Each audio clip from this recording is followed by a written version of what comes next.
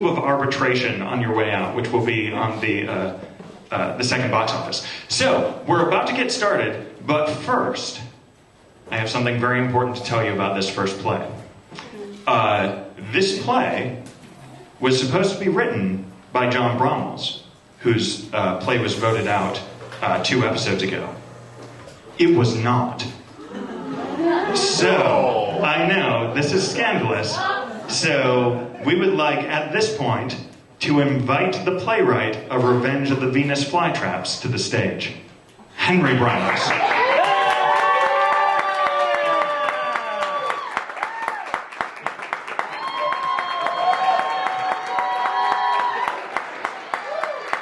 So, this is Henry. Hi, Henry. Hey, Henry, how old are you? 7 years old. Henry is 7 years old. Henry went to the Archwave Art Sampler at Playhouse and was so inspired that he wrote this play. So he came up with the title and the plot all himself. And Henry, did you know that you were going to see your play tonight? Yes. You did? Someone told him.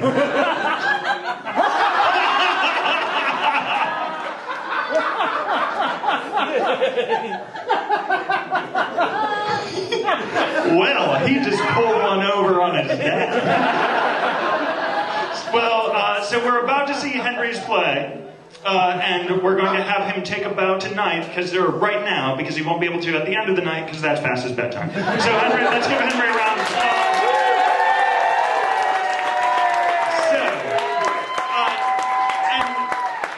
So you know, even if you think this play is the most awesome, unfortunately you won't be allowed to vote for it tonight because none of the people involved will be able to do another episode in 2 weeks. So this is just for you. This is just for you tonight. And now, ladies and gentlemen, we are super excited for you to see Revenge of the Venus Flytraps by Henry Bromwell's, maybe with some help from John Bromwell's, probably not. With music by Paul Strickland. Enjoy.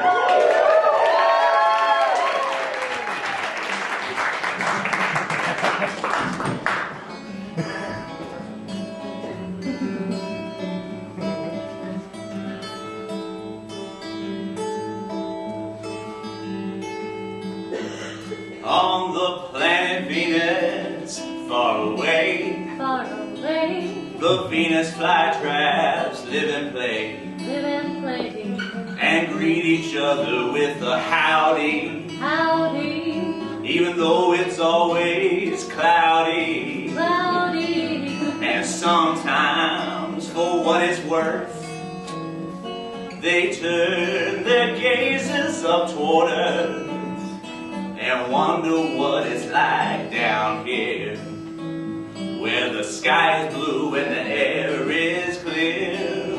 I said they wonder what it's like down here, where the sky is blue and the air is clear.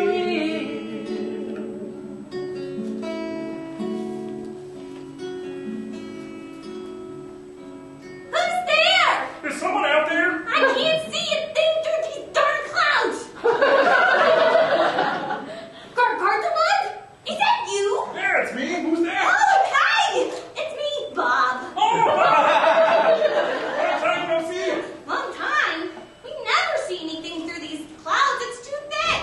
Yeah, wish we could go someplace where we can actually see one another. Hang on, stay right there. I'm gonna come to you. No, I'll come to you. Ow! That does it. I'm gonna go visit Earth. Earth?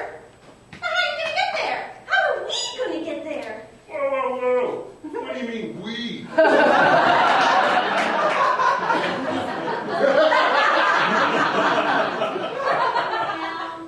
Well, you're gonna take me with you, right, Gargy? Oh, buddy. Oh, hi. No way. Why not? One, because I can't stand it when you call me Gargy. And 2, because I don't have a spaceship. We don't need a spaceship. We don't breathe air. We'll just jump to planets. How are we gonna jump to planets? We'll hop through the planets and then we'll jump to Earth. Come on, Gargy. Let's hop to it. You're not funny.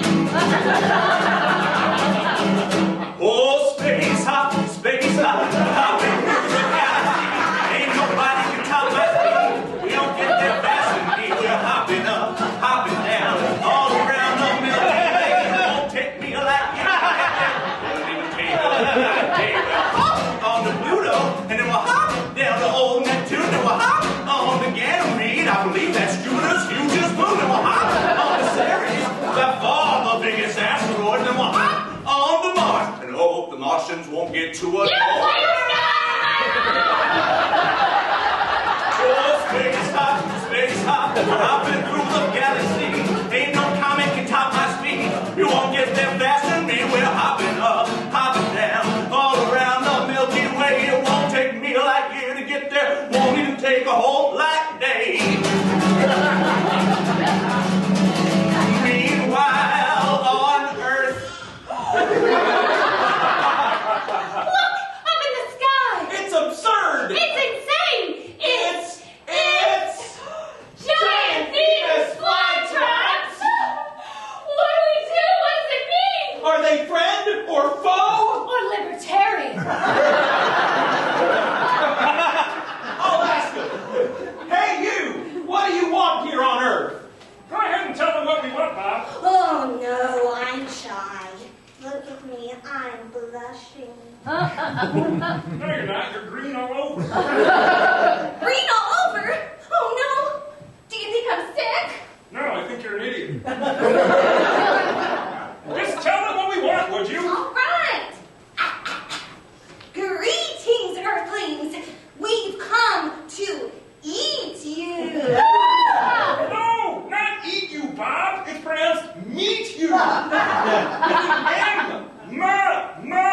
Meet you. Even though it's an objective case, English grammar is bigly confusing.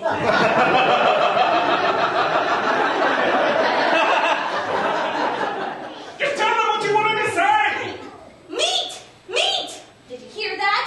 Meat! They said they're gonna eat us! And now that one's calling us meat!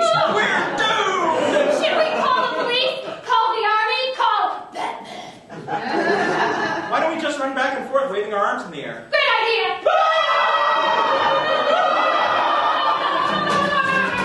Meanwhile, at the Pentagon... Sergeant, this is private property, sir. An alien attack. Captain, this is Sergeant Shriver. A we're attacking the city. Major, this is Captain Guru. Captain Ken Guru.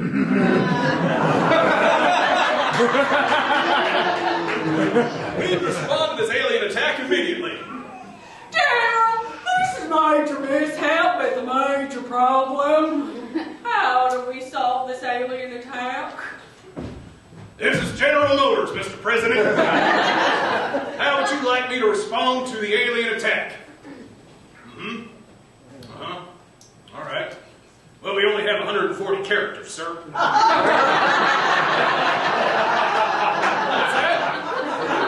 Just catch them with a net. Oh, I'm on it.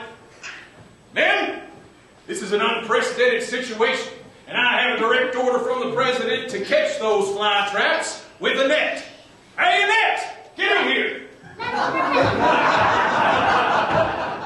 This is my daughter, Annette. I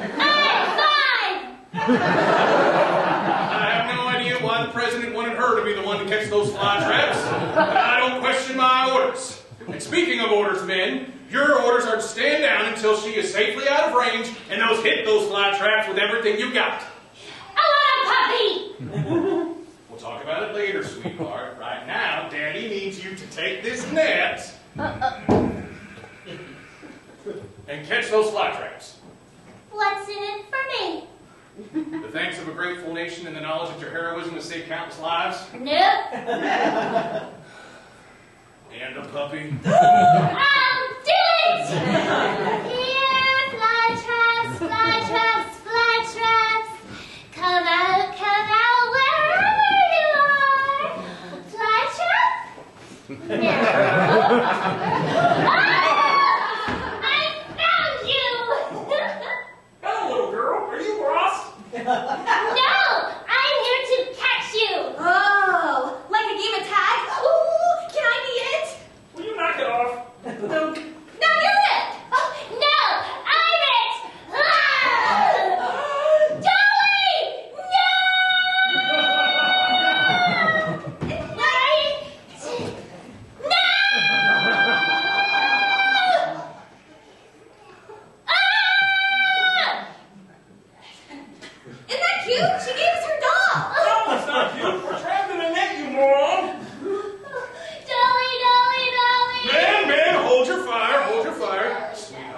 happy, Daddy will get you a new dolly. Daddy will get you 5 new dollies. Just come on out of there so we can blow those fly traps to smithereens. What? Not without my dolly! I'm never participating in Take Your Daughter to Work Day ever again. Okay, Daddy will figure something out. Not one shot, do you hear me, until she's out of there. Or her mother will never let me live it down. Hey, kid! You better stop holding your breath, or you'll pass out! Oh, you're turning blue. Man, this kid is stubborn. I am not! You might as well take a nap, kid. It sounds like we're going to be here for a while. I'm not tired! I'm not tired! This is just great. Stuck in a net next to an annoying brat. Hey! Not you! About to be blown up by a bunch of earthlings. This bites. Bites. Bites! That's it, Gargi! Will you please stop calling me Gargi? No, we'll fight our way through the net! Oh, for Pete's sake, Bob. That's actually pretty good. And then it's just one hop back to Venus, lickety split. Just one hop. Do we have to cross the whole solar system to get here? Yeah, with this mean fruit. We will talk about this later. For now, let's get fighting. All right, come on, Gargi! To infinity and beyond! Dolly! Wait, I still get a puppy, right?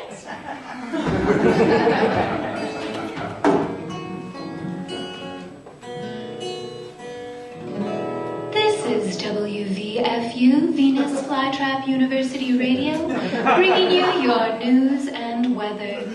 I'm Marianne Zaplantnik. Today's weather is cloudy, with a chance of more clouds. This weekend, for the forecast, expect even more clouds. And still more clouds to start your work week. Now, on to the news. 2 Venus flytraps, Gargarthalug and Bob, just escaped a harrowing experience to the planet Earth, where they were attacked by the army, and even worse, had to spend time with a 5-year-old. The king of the Venus flytraps has vowed to take swift revenge, sending an invasion force to destroy all humans. You hear that, Gargi? We're famous! Yeah, fantastic. And don't call me Gargi. Surely you like all the attention. Don't call me Shirley either. Actually, it's terrible. People keep coming up to me and they want to take selfies, which doesn't make any sense because I can't see anything in all these clouds. Well, it won't last much longer. What do you mean? I've leveraged our celebrity status to lead the Invasion of Earth.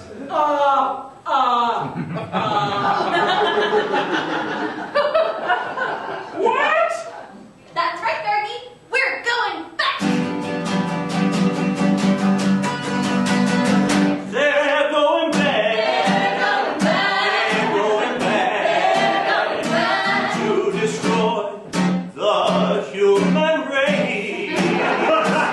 Those fly traps from outer space won't forget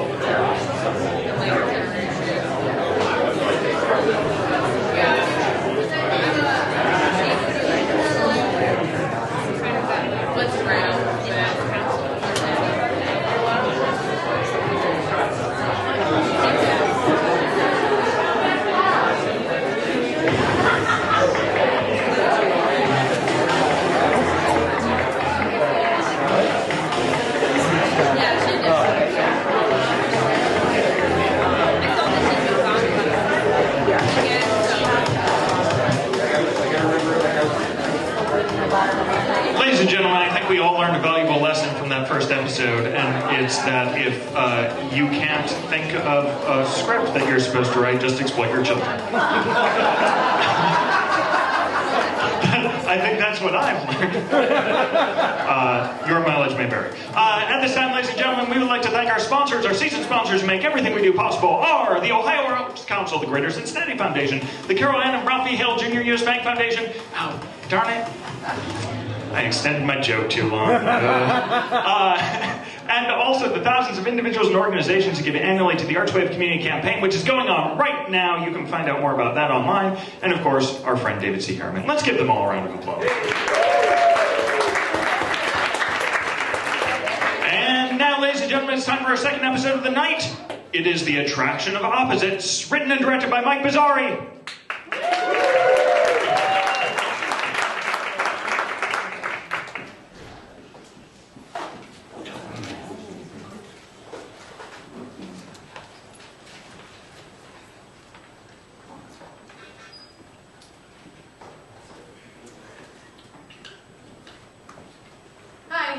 Hi. I'm Steph. Jake. Actress. Yeah, Professional. I like to think so. Agency. Stars align? Oh, yeah? Yeah. So, Steph, what kind of work do you do? Waitress. No, I mean, what kind of acting work do you do? You know, Oh. plays, commercials, film? Mostly commercials. Some film. Not a lot of film.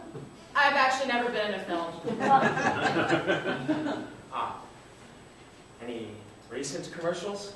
I did a lottery thing a couple months ago. It's airing right now. Oh, yeah? Which one? It's the one with the roller skating family skating down the hill because they don't have a car. Yeah. So you were the daughter? Yeah. I was on screen for like 3 seconds. Right. And I was on those skates for hours. I can imagine. But it paid pretty well. Made up for those days I missed at work, so. Right. So what about you? You're an actor, I suppose? That is correct. And are you with an agency? Robert Holmes. Oh, yeah. I've heard really good things about him. What kind of work do you do? Oh, you know, a few commercials here and there, some short film. Oh, yeah? Anything notable? Oh, I did a Walmart thing not too long ago. Spring fashions. Oh, okay. So is this your first class with the meal? Yeah. Mine too. I'm a little nervous. Well, I don't blame you.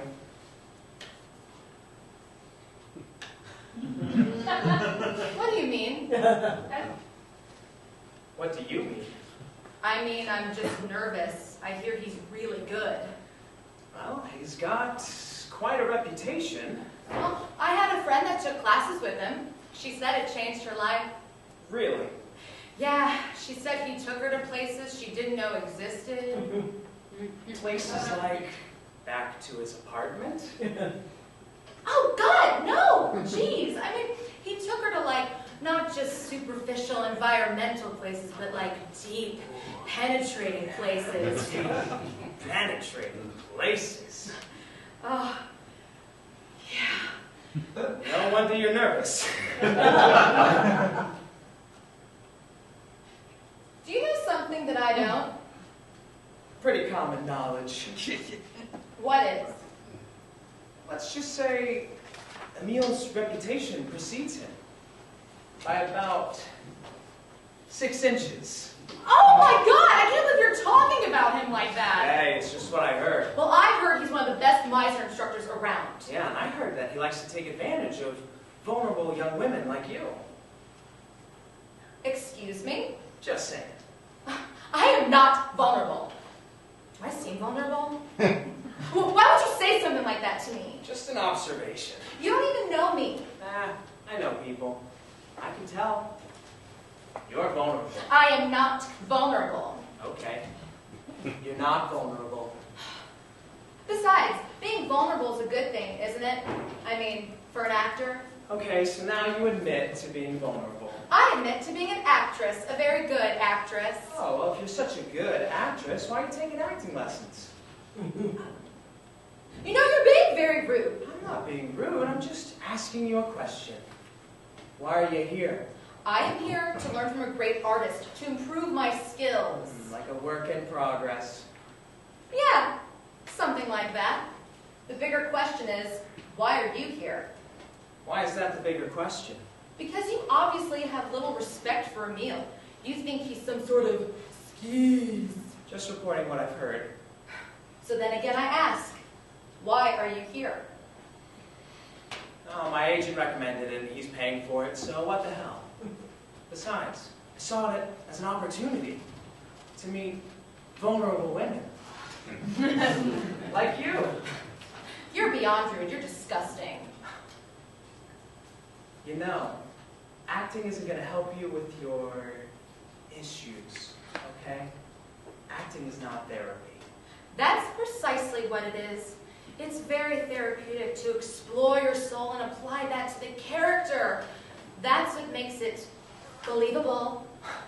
That's bullshit.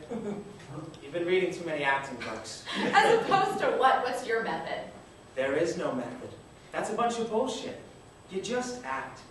Some people have a knack for it. Some people don't. That is so not true. I bet you're a really shitty actor. Doesn't really matter. I've got looks, in case you haven't noticed, and that's all I need to be an actor. At least that's all I need to make money at it. No, I did not notice. And besides, Emil is a great artist, and you're just a superficial... You're just going to waste his time. Or he'll waste my time. And besides, if Emil is such a great artist, why is he teaching acting to a couple schmucks like us? Oh shit. I just realized he only schedules one pair at a time. I am Emil. Hi, Emil. Nice to meet you. I'm Steph. Fräulein Steph, how very nice to meet you. From Stars Align, correct? Yes, that's correct. And you, young man, whom do I have the pleasure? Jake. How do you do, Jake? Robin Holmes, correct? Yeah, that's right. Ah, welcome, welcome. And neither one of you has had the Meisner training before? No, I've never had training before. Me neither. Ah, it is essential for any aspiring actor. You would find depth of communication with each other that would be as if you've known each other for years.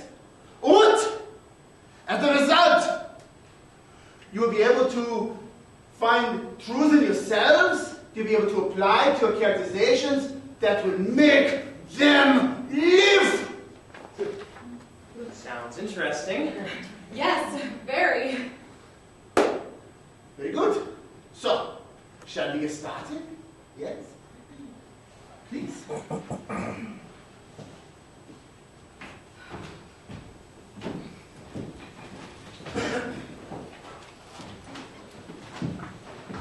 Okay, so the first thing we do is sit in these chairs facing each other. So your knees are almost touching. Yes. Please.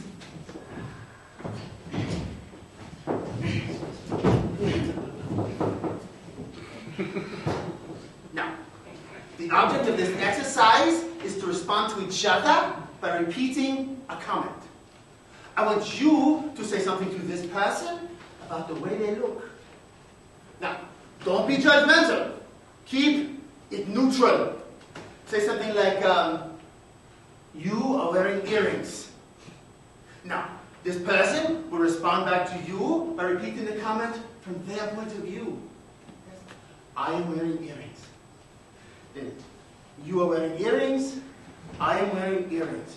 Now, this will continue indefinitely. Like a game of verbal patty cake. Yes? You play patty cake when you were a child? Oh. Verbal ping pong. Now, this will enable you to add colors in subtle shades and tints, perhaps darker to lighter, or lighter to darker. It all depends on the direction you take, the direction you allow your soul to follow. Then, when you are ready, you make an adjustment, a small adjustment, and add that to the repetition. A new observation, such as, your earrings are gold. My earrings are gold. Your earrings are gold. My earrings are gold. That is the basic exercise. Now, eventually we will dig a little deeper. But I will be here to guide you all the way. So, are you ready to begin? You want to try? Yes, yes. Yeah, be nice, okay? As difficult as that may be. I'm sorry, is there a problem between you two? No. We just met. No, I'm fine. I was just kidding. Very good, very good. So, I want you to start off, make eye contact with each other, and start off by making a general comment. Okay?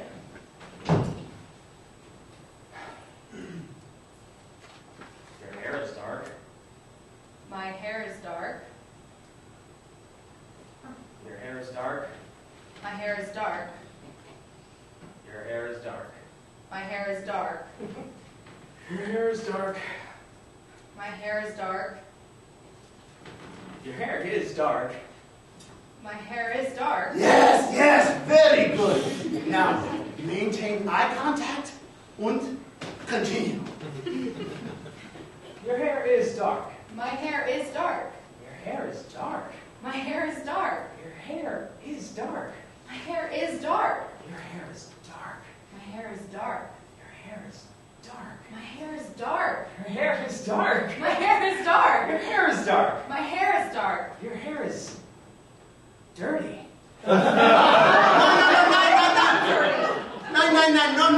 No. Please, keep it neutral for the moment. Continue, maintain eye contact. You look mad. Emil, do I? I will allow it if that is where you want to go. Continue. You look mad. I look mad. You look mad. I look mad.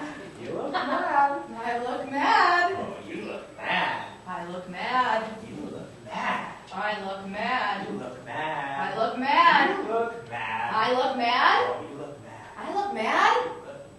You look mad. You look bad. I look bad. You look bad. I look bad. You look bad. I look bad. You look bad. I look bad. You look I bad. look bad. You look I bad. look bad. You look bad. I look bad. You look bad. You look vulnerable. Oh, what the hell? Nine, no, it's going so well. No, it's too late. You crossed the line. Oh, I crossed the line. Yeah, you crossed the line. Oh, I crossed the line.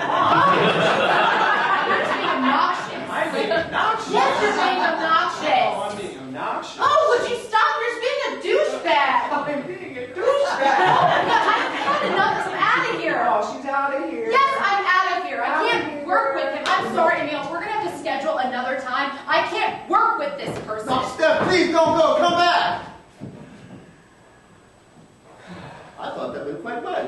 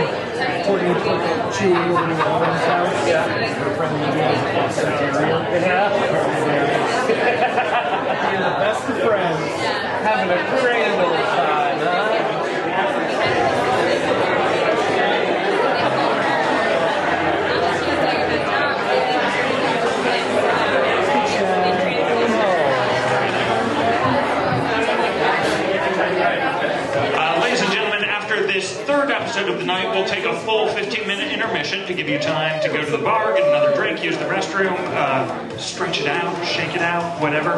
Is that Taylor Swift? I don't know. I know nothing about pop culture. I'm in theater. Sometimes I just talk. Ladies and gentlemen, we do so much theater here at No Theater. Up on our main stage right now is Heavier Than by Steve Yockey, the story of the Minotaur and the Labyrinth, where the Minotaur is turning 30 and could really use some friends. I hope you'll check that out. That's running for the next month. I think it's a really beautiful show, and I hope you will also like it. But now, it's time for our third episode of the evening, Sounds Like Rain, written and directed by Brian Griffin.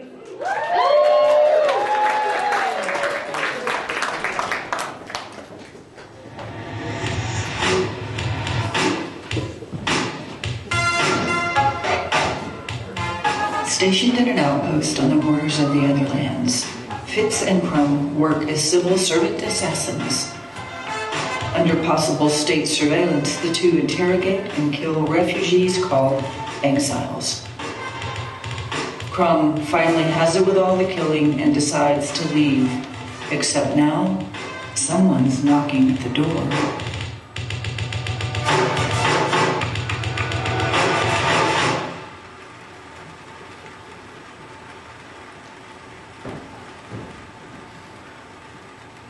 Nobody there.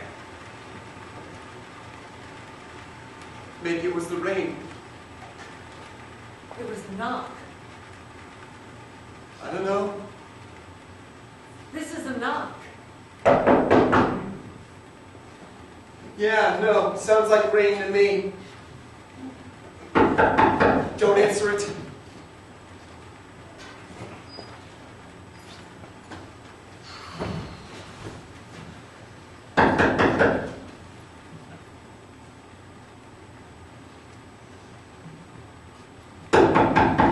Fine. But I'm feeding them, and I'm letting them go.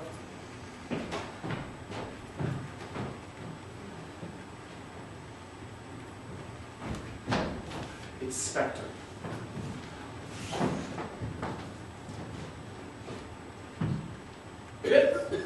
Spectre? Crumb, Spectre? doorbell broken? We don't have a doorbell, only knocks work. You serious? Yes? Nobody has doorbells out here on the borders. I was being facetious. Lighten up.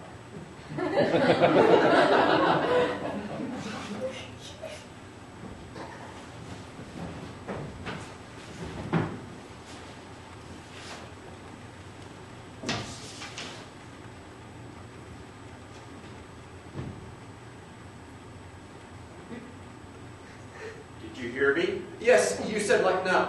No. Did you hear me knocking? That was you? I thought it was the rain. This is a knock. Sound like rain? Depends. On what? Nothing. He's kidding.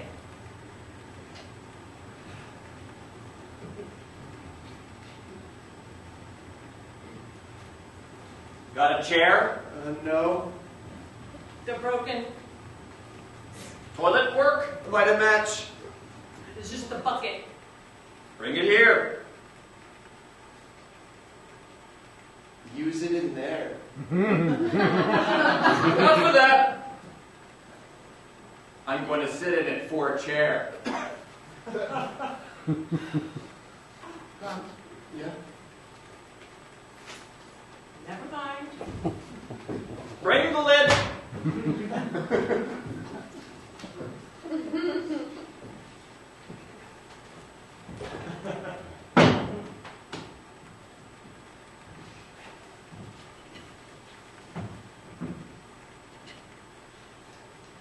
We have flies in our kitchen. Thought they were bees. They couldn't be bees. All the bees are gone. That's what I told Wood. What would? Not what, who. Wood is my new assignment. I thought it was bird. Bird died. Sorry. Not as sorry as Bird.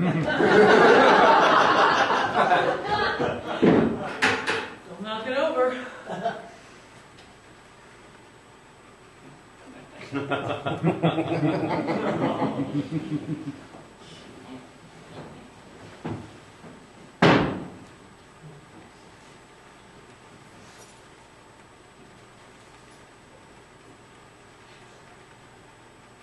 Bird died? What bird? Not what, who. Bird was my assignment. Sorry. Not as sorry as bird. Now it's wood. Wood is good.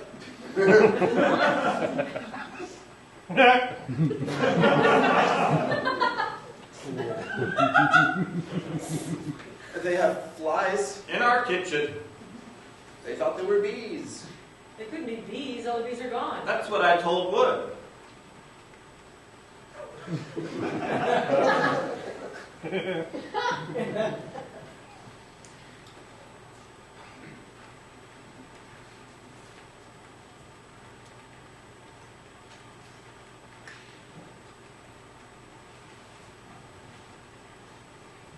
Where were you? She was in the bathroom. No. Yes, she was. She was getting you your bucket. No. Where were you when I was knocking? Here. We were here. Why didn't you answer? I thought it was the rain. What if it had been an exile? It wasn't. It was you. I answered the door. No one was there. I went to the fields to look for you. I thought you might be down there digging in the boneyard. She was. That was before. Before what? Before he knocked. Then I came back. Then he knocked. It sounded like rain to me. This is enough. Stop!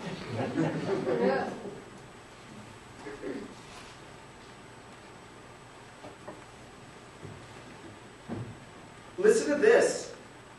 Slugs bleed green blood. Slugs are hermaphrodites and can self-reproduce. Slugs can find their way back to where they were by leaving behind a unique scent trail. I'm surprised you can read. Why don't you follow your trail back to your outpost, Spectre? How old are you, Crumb? Why? My guess is 30. That would make you about 8 or so when everything began to change. I'm 28 and a half. Going on 5.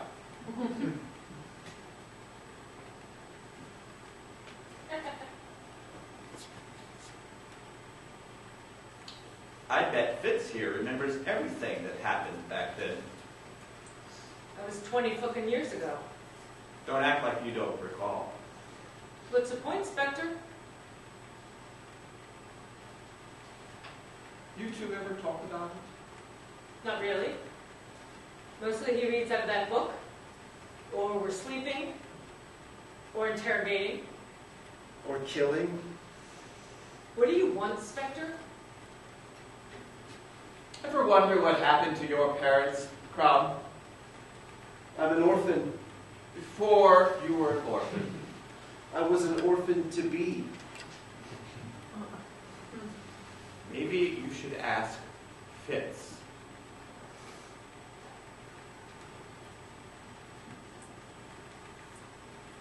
Is there a point of why you're here, Spectre? On the planet? In our outpost? Yes.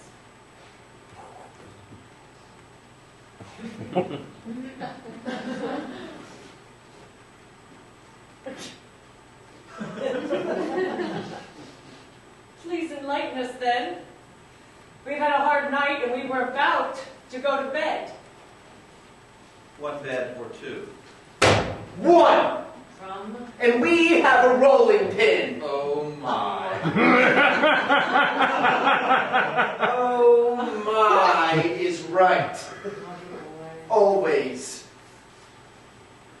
I had a son, grown adult.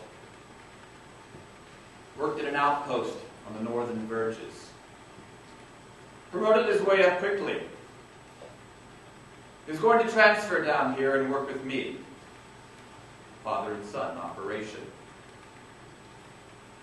Secretly, though, he was romantically involved with his assignment. Broke 2 regulations. Involvement with an assignment. And 2, same-gender coupling. He was a disgrace to his post, a disgrace to the Republic. Our name, my name. He exiled himself with this fellow named Merritt. And they fled to the other lands and were captured. Now he's in my outpost with wood. Special delivery. They need to be interrogated and killed. I want to watch him suffer and die. Wood is new, and I don't trust him to do it right. I want you and Crumb to do it. If you refuse, I'll be forced to turn you in for breaking regulations.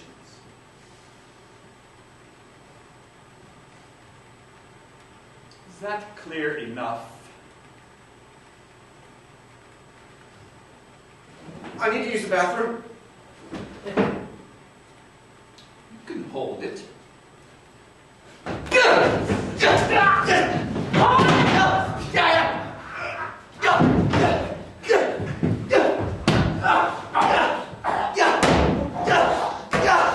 Move the bucket before he knocks it over.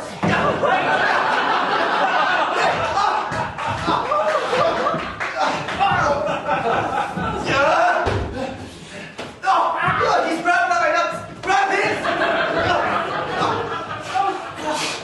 Hurry up! Do you want to do this? I'm doing fine! He's just, his balls are really small. It must be the size of lima beans. I can't find them!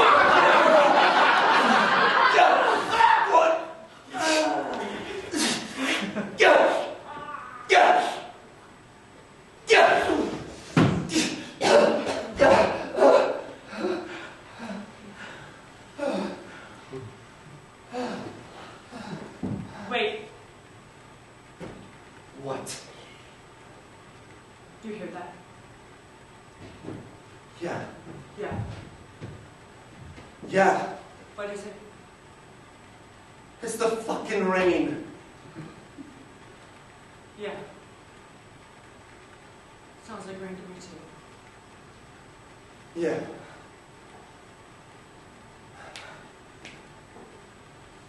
Oh. You're burying him. I know. Right now I need to use the bucket. Light a match. Wait. Oh. I mean, I like you, but I don't care for the smell of it either.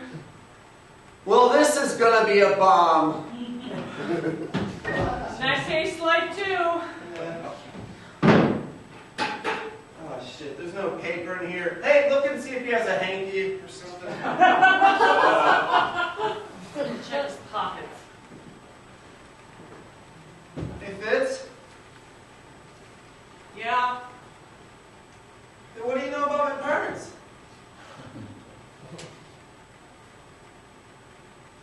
It fits? Looking. Hey, tell me what you know about my parents. It's bandana. Tell me. Fits? I killed them.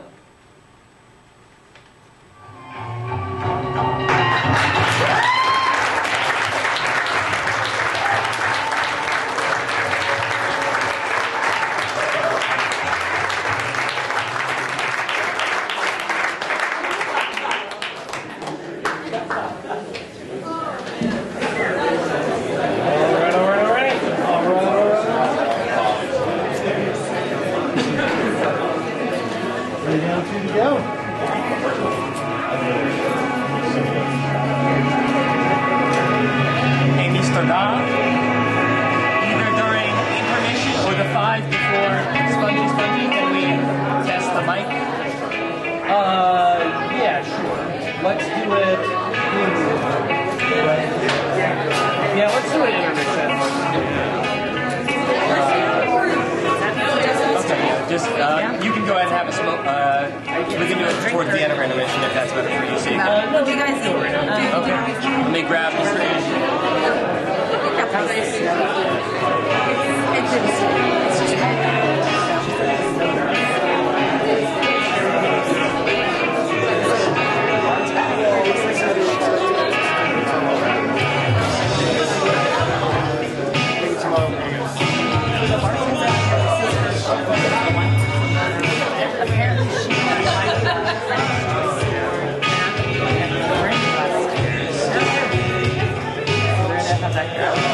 actually come here and see a play, like a play. The lady right now.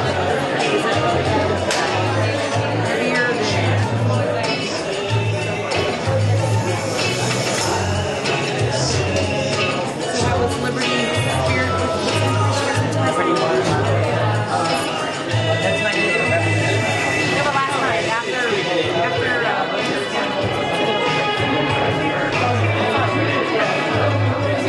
It's good. It's not about. Oh, I invited her. I told her to come.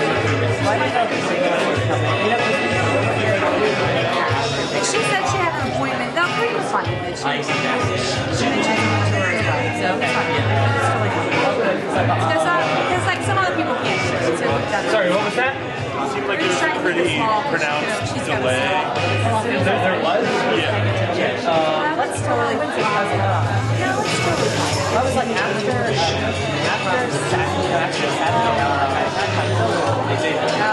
I know. She's got an appointment. She's got a hair appointment or something. So she might just stop by for a glass of water.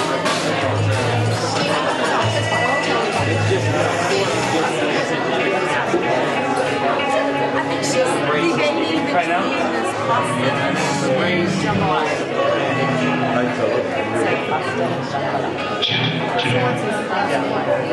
She's got new recipes. I tell her. If you're driving.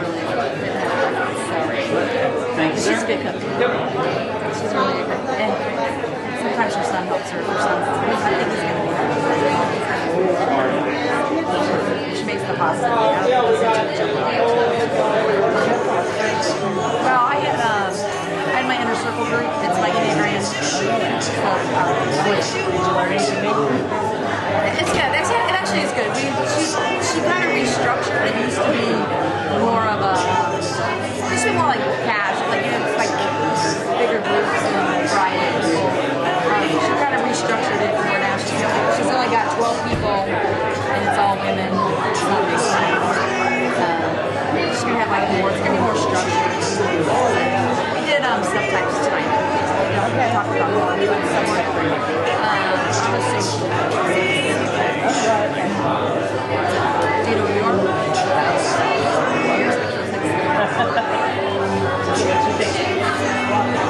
That's what we talked about. Well, they call it one-on-one, like in the business world, and one-on-one, or like other realms. It's like, well, she thought, because I always thought I was social. She thought I was self-read, and I'm like, I don't think so. We kind of went over like, and how like the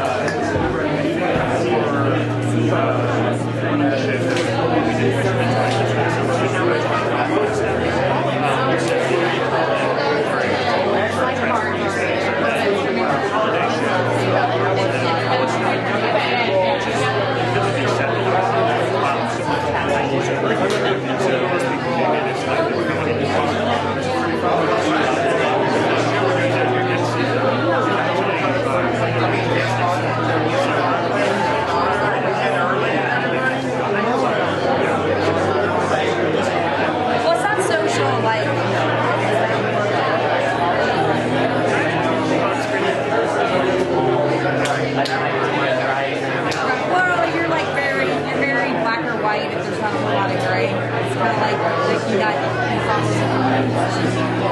And you need to know like what's appropriate. You know, it's like and you do. You can't. We all do. Like you can't read each book. Like two are more dominant. Like two are actually really close. It's kind of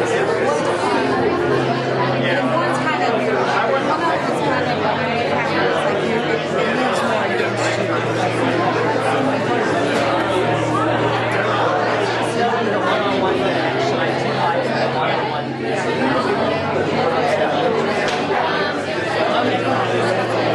I'll make you a copy and I'll send it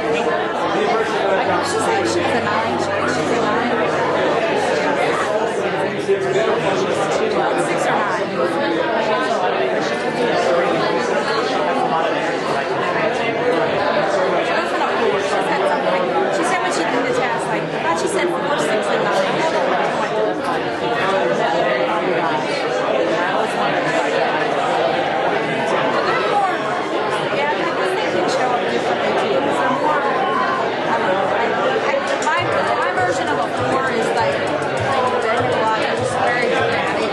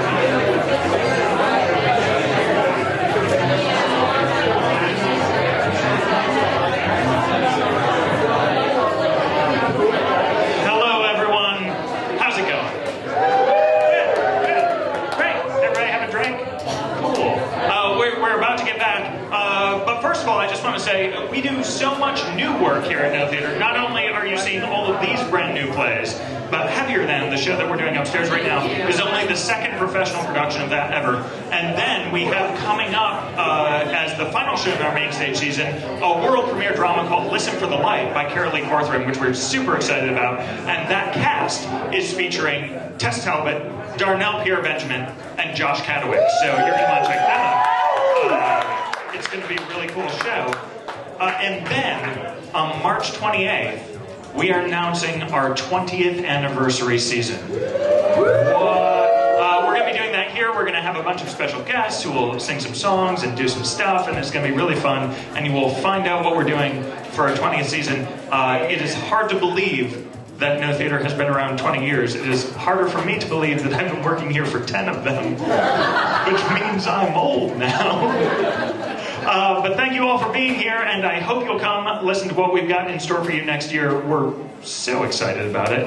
But now, it's time for you to get excited about Retention of Disbelief, written by Ben Dudley, directed by Leah Strasser.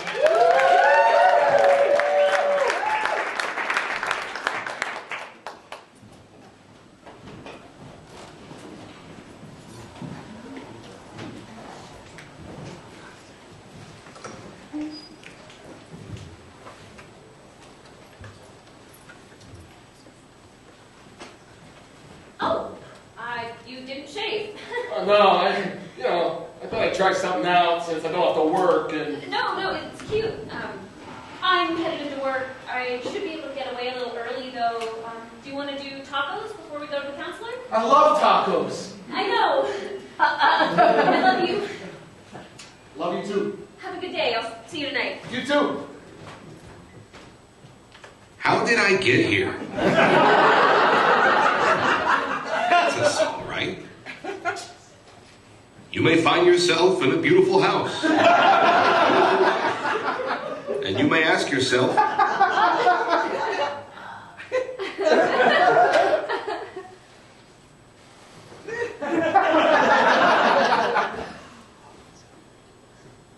it's been a couple of weeks since I lost the ability to enjoy fiction at all. No movies, no TV, no music even. It's all fabricated and I can't get into it. Now, I have to make a list anytime I think of something I might be able to enjoy. Dunkirk. I love war movies. It's a true story. Could be worth a shot. La La Land. Nah. They break out into song, that's too fakey. Moonlight. Much better. Seinfeld. No. There's a laugh track. That's just a reminder it's fake every 8 seconds. The Talking Heads. I could get into that. I love them in college. The fiction thing came, I think, from me cheating on my wife and the guilt I was feeling. And then I got fired for sleeping with my coworker at work and didn't tell Diane about that either. And then, 2 days ago, the coworker, Tony, came over and told Diane she was fired. And I pretended to call work to defend her. Tony was a little less mad because of the nice things I said during the call. And I was able to convince Diane I was fired for making the phone call defending Tony's honor. And then Diane told me she was cheating on me with her employee, Jack. And now I'm sitting here, the sweet, forgiving husband looking for a job, while Diane bends over backwards to be sweet to me because she feels bad. And I still can't fucking watch an episode of Stranger Things without wondering if the mom is still friends with Beetlejuice.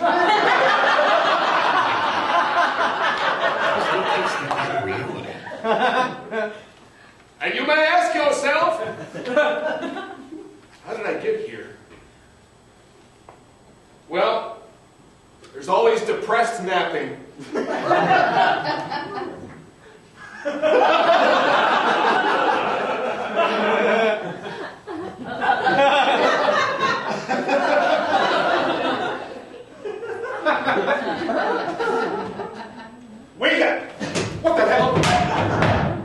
need to talk. What are you doing in my house? I could call the police. Oh, is trespassing a crime? I didn't realize that. Not a lawyer. Hey, you aren't anymore either. You have the nerve to sleep with my wife, break into my house, and insult me? No, I didn't break in. I know where the key is. In the clearly fake rock next to the front door. You know, the kind of rock you look at and say, hey, I bet there's a key in there. And I did not sleep with Diane. Not that it makes it okay. We just kissed and talked about our feelings for each other. Oh my God, that's way worse. Get out! I can't, man. I really can't. Now, everyone fucked up, but you fucked up the most. And you're the only one not feeling sorry for it. Annie blew up at me, and now we're in counseling. We have an appointment with Dr. Davis on our anniversary. How sad is that? Wait, you're seeing Dr. Davis? We're seeing Dr. Davis. Well, she's good. Isn't that a conflict of interest? I mean, her helping both sides of this? We saw her first, Jack. We live in Casey, Illinois, Alex. There's only 2 counselors in town. One of them doesn't even have a degree. He's an 84-year-old man, and everybody just thinks he's wise. Old William is wise. Yeah. I read the letter you were writing to Diane. You were fired before that phone call. Tony and I were in my office, and it just cuts off. Now, how many things could that possibly mean? And you got fired when Tony got fired. For sex. Get out of my house! Now, I thought you were going to have to admit it that day, but somehow you weaseled your way out of it. Now, Annie and I are in trouble. Diane doesn't want to go to DennisCon anymore. Won't even work the same days as me. And for all I know, you're still screwing Tony.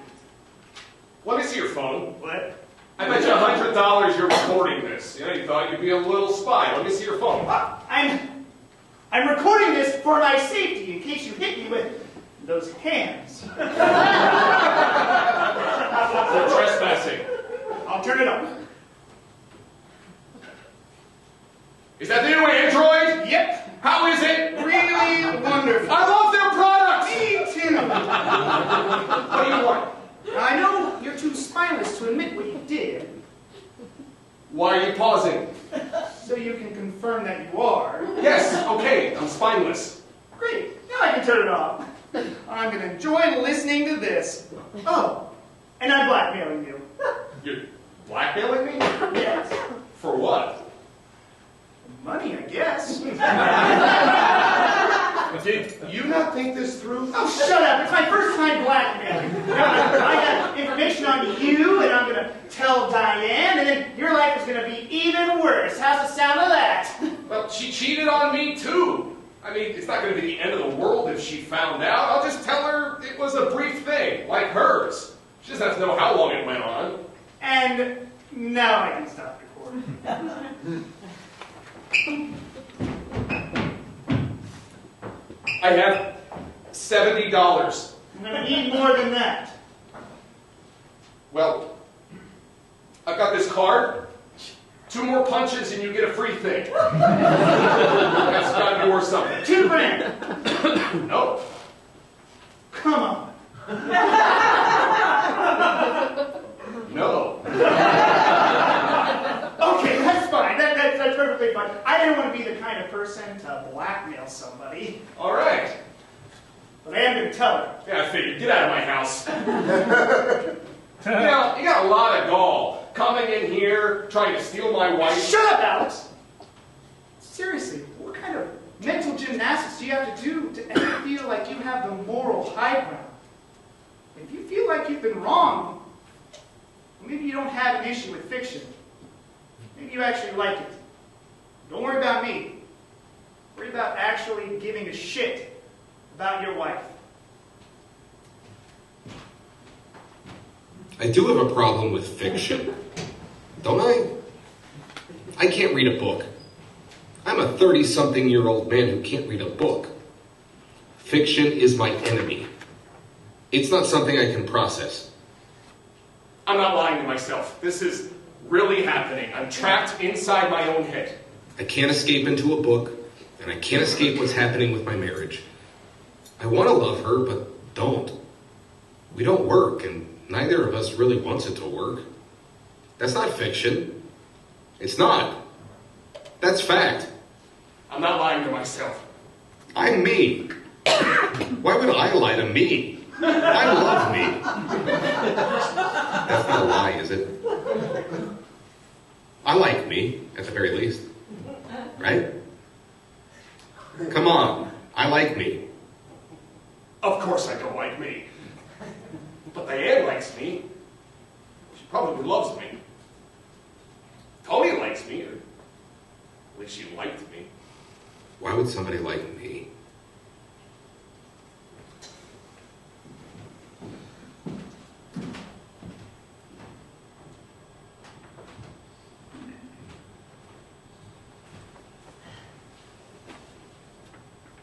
Okay, so on a scale from 1 to 10, how much do I want my relationship to work? What did Alex say? Right, sorry. That would defeat the purpose of you talking to us separately. Can you give me a range? No. I'm paying you. This is my entire life here, and you can't tell me if my husband hates me? I'm just kidding. I'm sorry. I'm just kidding. I kid when I'm nervous. It's just so weird putting a number on it. You know, I 6 out of 10 want my relationship to work. That's not my answer. The hardest thing in talking about this to you or Alex, especially Alex, is saying that I do want my marriage to work. Because I do. But I cheated on him, so how do I want it to work, you know?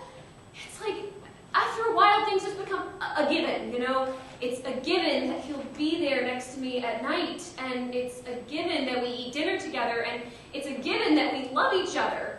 So you just don't think about those things.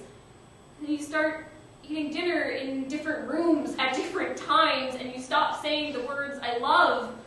Well, we do love each other, we just haven't said it in weeks. At a certain point, it's no longer a given. But you have this fiction in your head, this storyline that you're following along. I mean, we got married 8 years ago. We bought a house together 3 years ago. He's doing great at work. I'm a doctor, for Christ's sake. I mean, things are moving forward and progressing and building, so you overlook any plot holes. I mean, what are they building to? Oh, don't question it. The author knows what they're doing. But these stories, I mean, they're so deeply ingrained in us. Every cartoon we grow up on, every book that we read, every commercial, it has a beginning, middle, end, and a build. So now we are hardwired to look for these stories and follow along, and the absolute emptiness you feel when you are convinced your story is going a certain way, and for all intents and purposes, it is going a certain way, and you don't feel a thing about it that you're supposed to because it's all just words on a page. That is the worst feeling in the world. And then the guy you work with all the time and talk to all the time makes eye contact with you when your husband barely does. And suddenly that emptiness is a little less absolute. So you make a bad decision. You make a really bad decision. So my number that I want my relationship to work, it's a 10. I made a mistake and I want to fix it and my marriage. A 9 at least. I mean, the story of our marriage is a good one. It needs a happy ending. 9, 10, it has to work. I love him.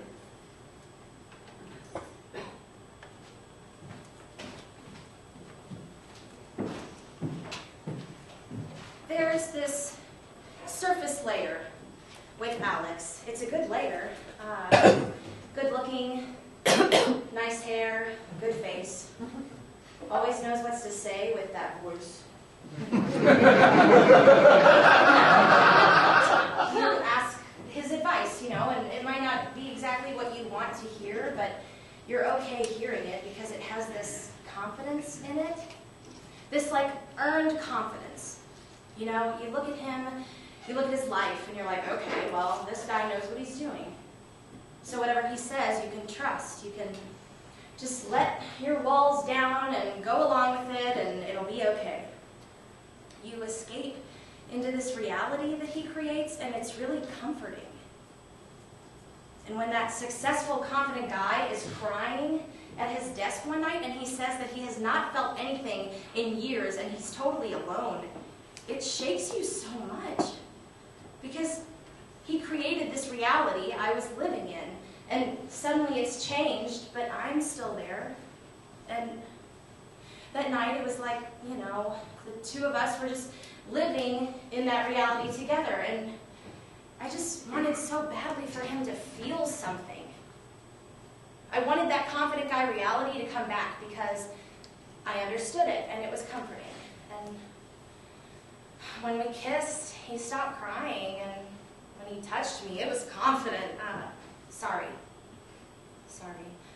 It's just a really powerful feeling to feel like you're helping this person who seems so beyond needing help. It was like I was making sense of my world by making his more stable, but I wasn't making it more stable. It just seemed that way on the surface. That's why I say he has a surface level. The more you become part of his world, the less he cares about maintaining that comforting surface level. You'll say things to him. You know, he'll nod, he'll respond. But you look in his fucking eyes and you see that he's registered the exact amount he needs to respond, not a tiny bit more. And the more you become part of his world, the more it becomes just about maintaining his world. He's sad. His marriage doesn't work, so we start seeing each other, and well, that's all he needed, so it's not going to go a step beyond that. His intimacy problem is apparently solved, so he can continue on with the story of his life. And he doesn't need to worry about it anymore. The more I think about it and the more I talk to you about it, the more used I feel. It is hilarious that I thought seeing Alex was going to make my life more stable. He invented the void in his life. There's no way that I could fill it. I'm sorry it went on for so long, Diane.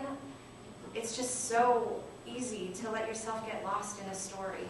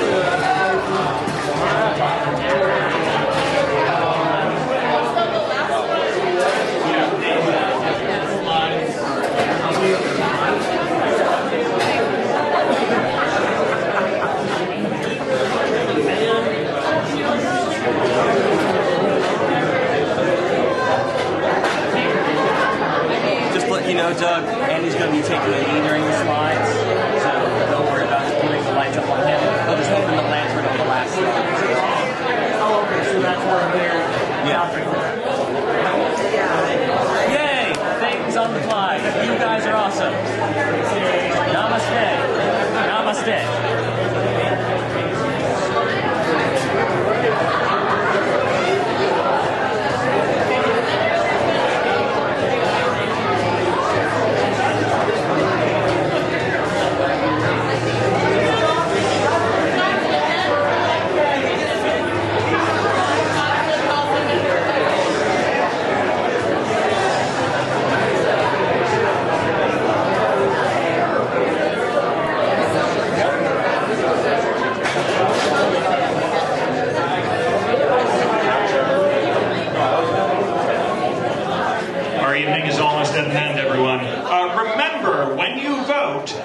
which you'll have to do shortly, vote in order of most awesome, where 1 is the most awesome, 3 is the third most awesome, and remember, you cannot vote for Revenge of the Venus Flytraps. Your vote will be thrown out.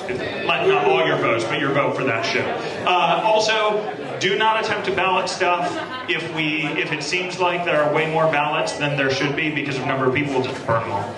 Because democracy. We won't actually burn them all. We'll just remove ballots at random.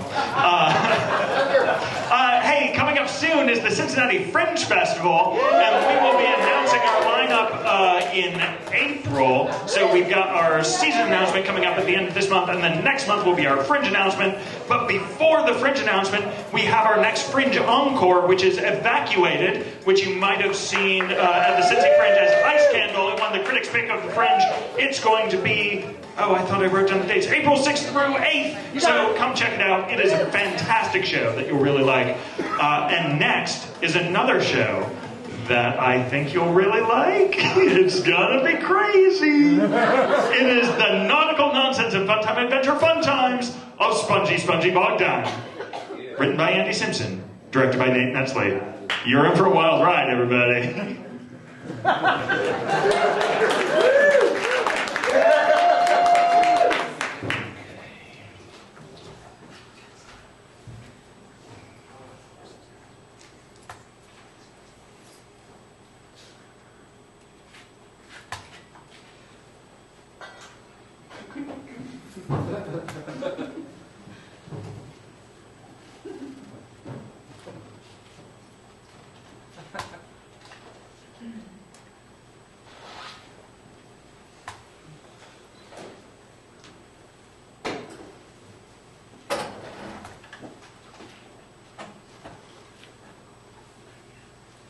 I think I have something here. Shit. Hey! Nathan! Nathan? Nathan? Hey, Jesus Christ, what? I think I have something here. What is it, Rick? Well, you know that I was here before, right? And I came back because something did not seem right? And I found that here, and that was not there before. It was not there before. The red hat. What? The red hat is what you're talking about.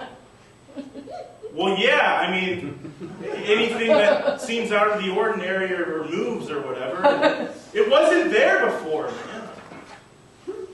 Are you high? What? You heard what I said. No, I'm not fucking high on duty, Nathan. Stop being such a fucking pussy. What did you just say? I didn't mean to say that. Take off your sunglasses.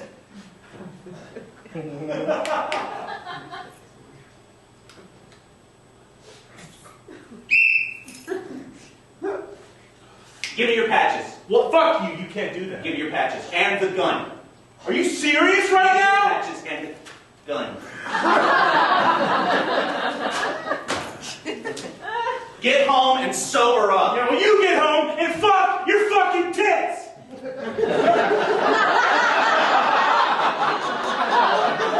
Took away my fucking work gun, pussy.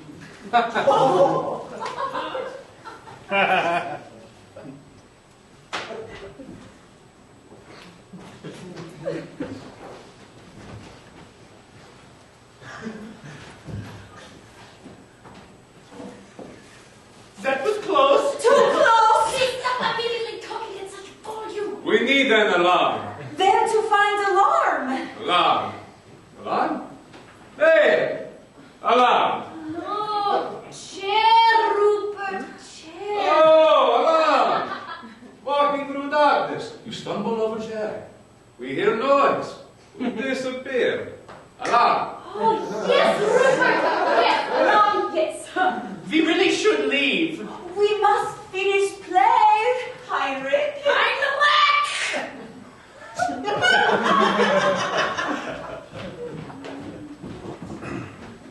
We must finish play. Okay. Places, people.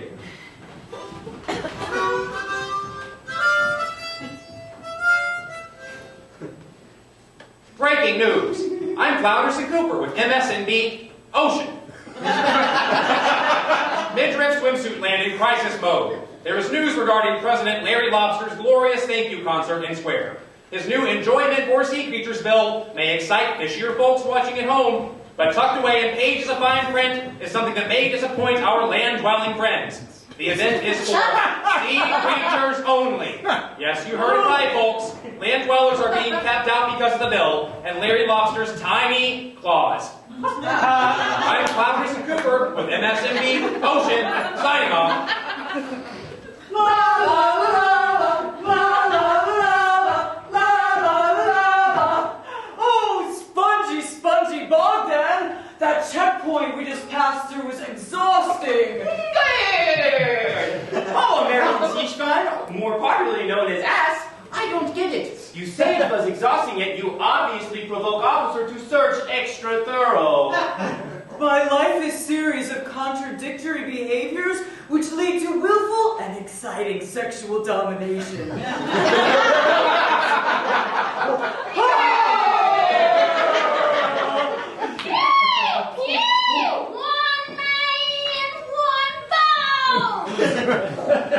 Bogdan! Sweet assy boy! I've been a-falling and a-frothing and a-searching for you two kelp-slapping some bitches all over! Lady Land Squirrel! Oh no! Bring my peach lab crab over here! Woo! Woo! Woo! Bogdan! Ah! What in the Christian nation are you doing? I was trying to get primal.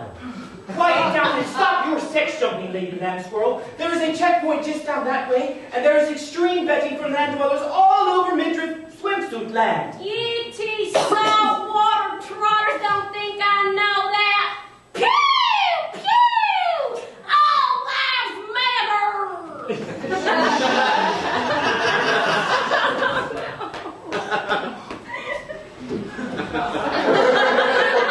Thanks for the heads up about the checkpoint. I can get a little cagey around the Thor-type figures, especially when they have immediate access to more ammunition than I do. Say, you two boys still in the looking for some tickets? What? We will do mostly anything for you! I know. You'll do almost anything. You're hardwired that way. It's like my pappy always used to say, you can't take the horse farm out of the horse. Always gets all twisted up. Replies family, Lady Land Squirrel, but how must we obtain tickets? Oh, they're yours for free. What? But they're at my house, and y'all know they'll be watching for my ass. So if you two can get past Big Brother, they're yours. Now bring that swine brisket over here, boy! Woo! Woo! Woo! I hope you get George W. Bush Texas Home Dome after raid squad migrate further east. Where else would we find such diverse and unique camaraderie? Ah, y'all really turned a blind eye to the character of strangers should have left Texas sooner. I would have, but I fell off the ladder to my bunk bed and sprained both my ankles. No joke there. I really could have hurt myself. Well, I better skedaddle.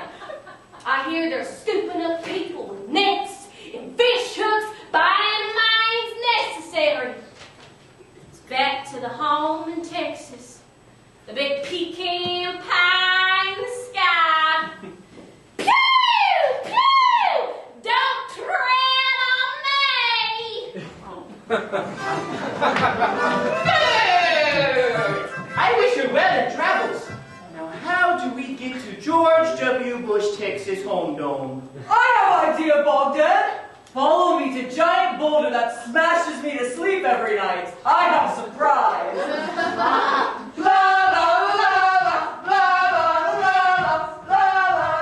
Oh, why must everything blow up in my face? Parties, bombs, my wife's circuit board. It's not funny in rehearsal. It's not funny now.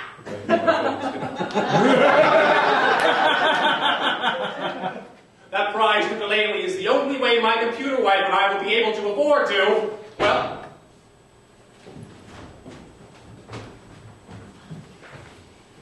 Chair did not move at all. Continue performance. That prize ukulele of Squidward's is the only way my computer wife and I will be able to afford to... Incorrect section, Rupert. Damn you, Rita! Damn you to that! I am in performance. Correct section is section that I am in. But the words of the playwright are sacred. I am the playwright, Rita! Hey. What? Oh, I thought so now. Continue performance! Evil green vermin, he intercepts ukulele in order to, before he goes back to the Texas home dome and Rupert! Calm yourself. Finish monologue. Thank you.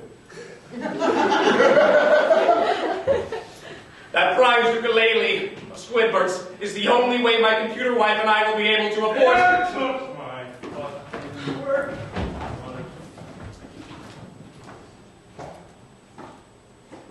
Nathan's got tits. He says I'm high, but he's just got tits and he doesn't know what he's saying.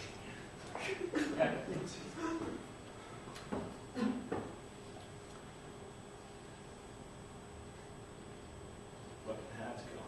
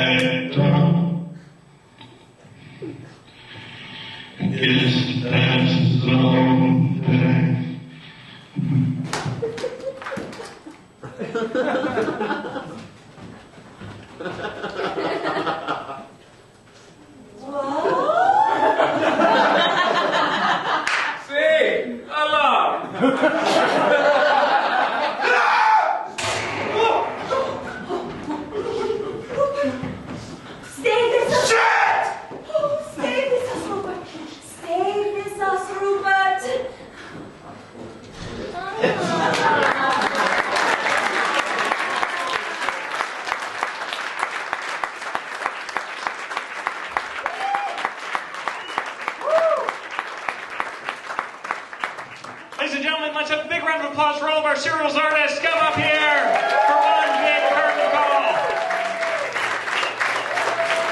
Now remember to vote. So coming into episode 5, we will have the 3 survivors from tonight, and we will have 2 more original 15-minute plays from the ones who were voted off last episode. Let's have one more big round of applause for everybody. Great work, everyone. Your serials artists. Now everybody have another drink at the bar. Tip your bartenders. Have a great night.